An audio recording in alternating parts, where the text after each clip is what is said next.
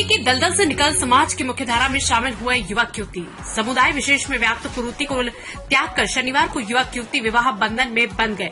जिला प्रशासन, पुलिस प्रशासन, बाल कल्याण समिति, समाज सेवी, जनप्रतिनिधियों एवं सामाजिक संस्थाओं के सहयोग से शनिवार को रामनगर के तेजाजी चौक में विवाह आयोजन संपन्न करवाया गया। इसमें जिला कलेक्टर अक्षय गोदारा, पुलिस अधीक्षक जय यादव, बाल कल्याण समिति अध्यक्ष सामा पोद्दार ने नव युगल को आशीर्वाद दिया। जानकारी के मुताबिक युवक युवती ने बाल कल्याण समिति अध्यक्ष से मिलकर कुरीतियों को त्याग कर समाज की मुख्यधारा में आने की इच्छा जताई। इस पर बाल कल्याण समिति अध्यक्ष सीमा पोद्दार, जनप्रतिनिधियों, समाज सेवियों के सहयोग से तैयारी शुरू की गई। विभिन्न समाज सेवी और संस्थाएं सहयोग के लिए आगे आए और विवाह का मंडप सज गया। इस अवसर पर जिला कलेक्टर ने नव वर वधू को बधाई देते हुए उज्जवल भविष्य की कामना की। उन्होंने कहा कि कुरीतियों को त्याग कर शिक्षा मार्ग को अपनाएं।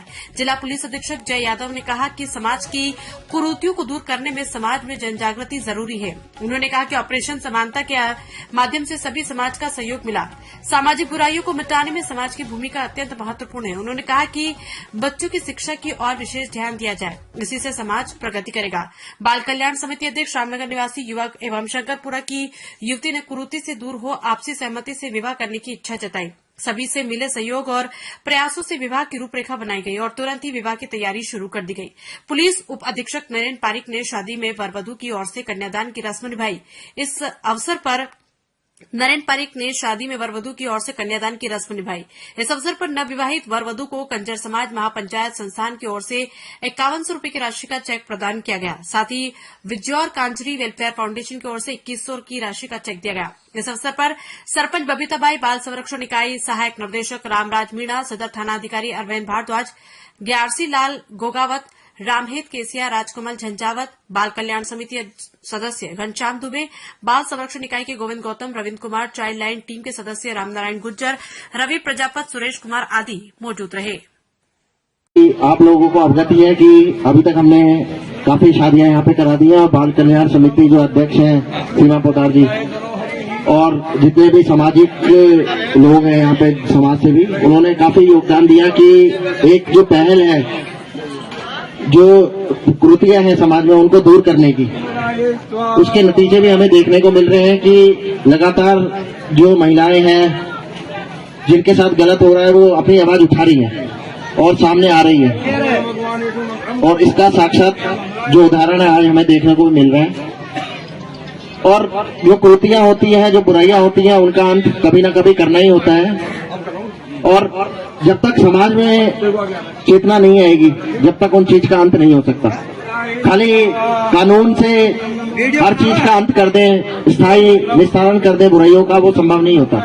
उसके लिए सबको समाज के अंदर बदलाव आना चाहिए। हमने जैसे अनुसूचित जाति के लोग होते हैं, उनके साथ जो अत्याचार होते थे, उनको घोड़ी पे नहीं बैठने देते, तो उसके लिए ऑपरेशन समानता चलाया, तो सभी समाज के वर्गों के लोगों को जोड़ा था। उसी का ही नतीजा रहा कि ऐसी समस्या हमारे बूंदी जिले से पूरी तरह से दूर हो गई। तो ऐसे ही ये जो बुराइयां हैं समाज के अंदर कि बच्चियों के साथ उनको गलत काम में लगाना, वो कानूनन अपराध तो है ही, और इनके अंदर पोक्सो एक्ट और बहुत ही सख्त कानून बनाए हुए हैं और लगातार पुलिस उनमें कार्रवाई भी करती है, सजा भी दिलाती है। लेकिन जब तक समाज की सोच नहीं बदलेगी और जब सब मिलजुल कर एक साथ एक पायदान पर नहीं आएंगे, जब तक उसका परमानेंट जो बुराई होती है उसका अंत नहीं हो सकता। और मैं जब यहाँ पे आया था, एक बार मैंने स्कूल में, रामनगर के स्कूल में बच्चों के साथ बात करी थी, तो यही बच्चों की भी आंखों में मुझे लग रहा था, वो भी चाहते हैं कि जो हमारे समाज में बुराई है उसका अंत हो।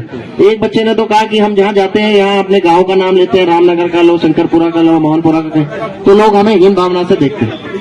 इस चीज का अंत होना चाहिए कि इन गाँव को भी जैसे दूसरे गाँव है उसी निगाह से इनको देखा जाए।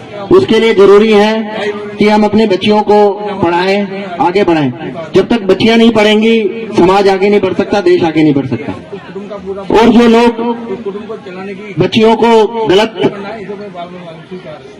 मकसद से गलत जगह इस्तेमाल करते हैं, उनके खिलाफ हम लगातार कार्रवाई कर रहे हैं और ज्यादा सख्त कार्रवाई उनके खिलाफ करी जाएगी।